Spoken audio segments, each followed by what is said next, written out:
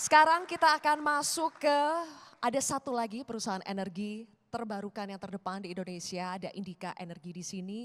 Pak Dedi, bagaimana sih Indika Energi? Mungkin rekan-rekan juga cukup familiar ya dengan apa yang dilakukan oleh Indika Energi, misalnya dari pengembangan EV yang juga dilakukan oleh Indika Energi, salah satu energinya pemasok di situ.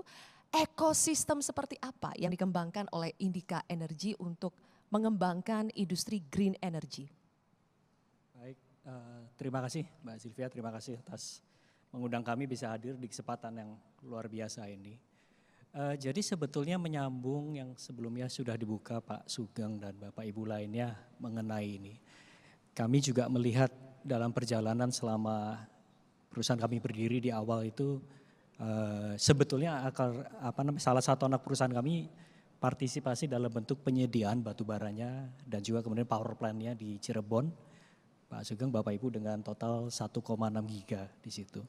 Tapi semenjak 15-20 tahun lalu bahkan yang dicanangkan untuk menuju transisi menuju energi terbarukan itu seperti tadi sudah dikatakan Pak Sugeng, itu sudah menjadi sebuah keniscayaan. Bukan hanya karena masalah ideologi atau apapun ya. Kami di private sector kan mungkin cenderung sedikit lebih pragmatis nih Pak ya, lebih melihat profit and loss dan lain sebagainya ya, karena memang tugas kami itu kan juga menjaga investasi dari para investor publik yang memiliki kepercayaan. Jadi hitungan P&L-nya itu jadi mewarnai banget bagaimana kami melihat kebutuhan transformasi ini. Contoh di tambang batu bara kami aja lifetime-nya lebih pendek lagi tuh Pak. Cadangan kami mungkin hanya kalau dengan reserve yang ada sekarang, dengan tingkat produksi sekarang mungkin paling lama 20-25 tahun lagi. Jadi sudah sebuah keniscayaan bahwa kami harus mendiversifikasikan berdasarkan root kami di dalam sektor energi. Nah mungkin saya bagi dua Mbak Sylvia. Pertama, waktu kami men-scanning di portfolio usaha kami, dari aspek supply apa yang bisa kita lakukan. Nah kita melihat, kalau tadi dikatakan sama Pak John, nanam apa aja tumbuh gitu. Jadi salah satu ide yang sedang kami pursue itu di daerah mining kami, di buffer zone sekitarnya itu bisa dikembangkan menjadi agroforestry, yang mana yang kami tanam di hutan industri itu bisa memproduksi kemudian wood pellet. Nah wood pellet inilah yang benar menjadi alternatif supply pengganti batu bara untuk power plant yang saat ini sudah mulai berjalan di Jepang dan Eropa. Di Indonesia mungkin akan menyusul juga ya suatu saat terjadi konversi karena ya salah satu challenge-nya tentunya investasinya gitu ya. Nah itu dari aspek supply side-nya kami juga partisipasi di industri atau pembangkit tenaga surya. Itu juga sudah selesai. Kalau tadi Pak Sugeng cerita challenge empiris di lapangannya kayak apa gitu ya. Salah satu ya kepastian tarif gitu-gitunya gitu kan itu juga sudah. Terima kasih Pak Sugeng. Regulasi ya Pak ya? Ya betul, karena memang kan nanti ditanggapi ya Pak Sugeng ya. Karena kalau dari dunia usaha itu kan selalu kalau kami bicara kembali ke para investor kami kan ditanya kepastiannya bagaimana investasi? Tidak, semua investasi pasti ada risikonya, tapi kepastian itu mungkin paling tinggi dari segi ini. Yang paling dibutuhkan. Nah terakhir kalau tadi Mbak Sylvia mengatakan, jadi tadi kami melihat supply side-nya apa yang bisa kita lakukan ya, pengganti batu bara menuju wood pellet, generation listrik menuju solar cell gitu. Nah demand side-nya atau penggunaannya bagaimana mengkonversikan gitu kan.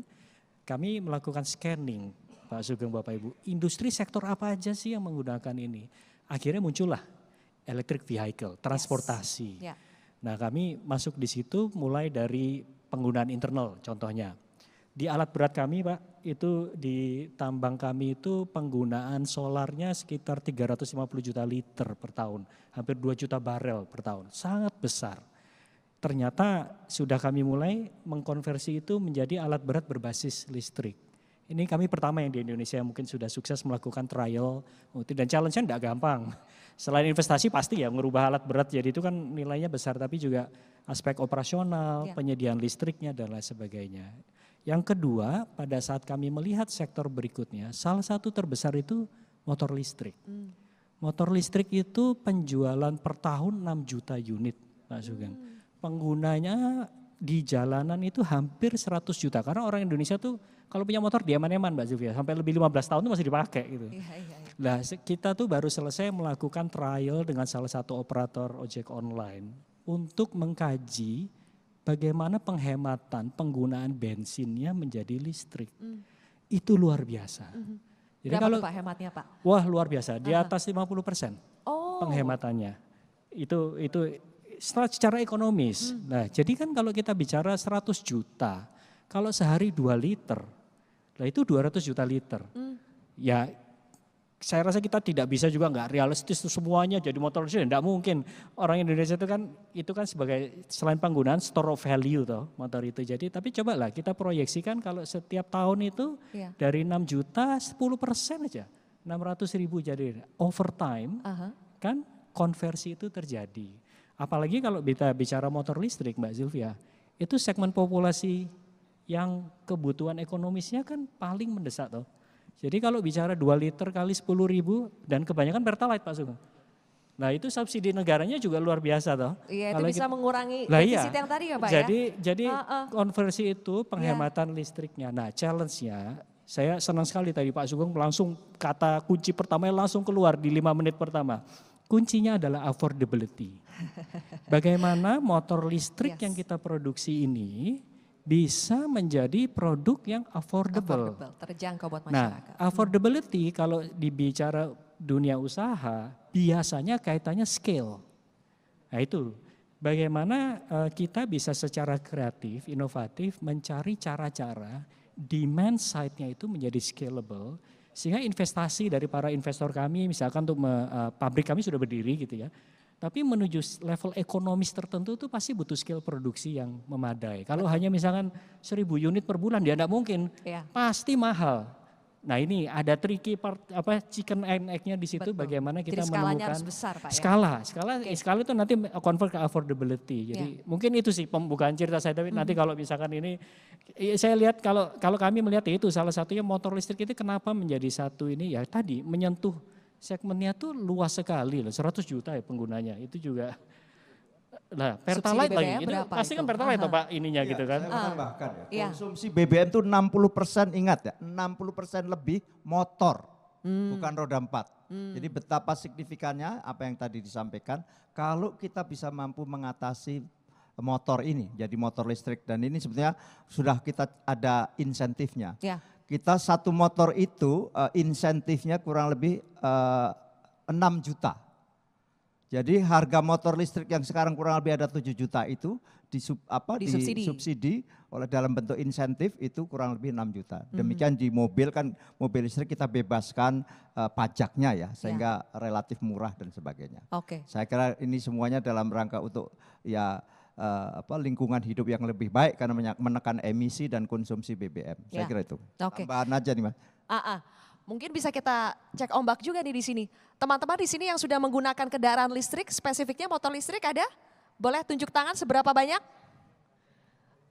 Segmennya nih, ada gak? Apakah ini termasuk yang demand 100 juta itu tadi?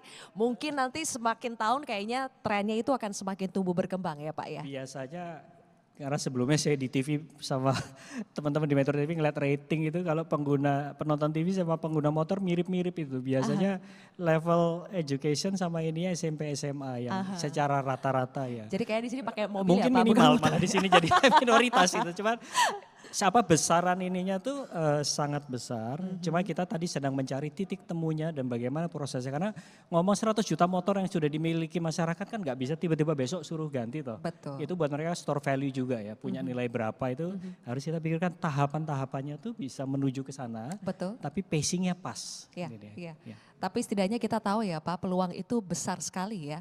Dan sekali lagi bagaimana kita bisa memanfaatkan peluang itu melalui keputusan-keputusan yang memang tepat.